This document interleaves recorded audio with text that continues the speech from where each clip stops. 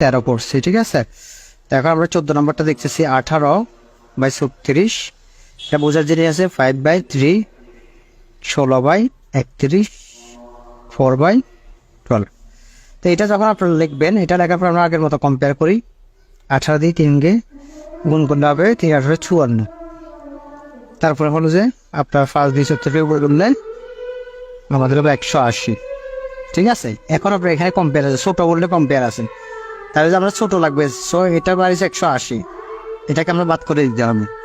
এবার আমরা আবার এই পার্ট দিয়ে আমি লিখি, এটা নিতে হবে প্রথম, যেটা ছোটো ছিল এটা দিব 18/36, তারপর পরেরটার সাথে কম্পেয়ার করতে হবে 16/31।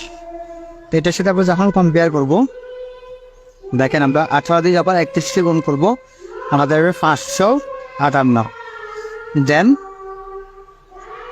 16 দিয়ে 36 গুণ করলে আমাদের 576। তো এখানে আপনার আমাদের যেহেতু ছোটো মান চাইছে, বড়টা বাদ দিয়ে দিতে হবে, এটা বড়, ঠিক আছে।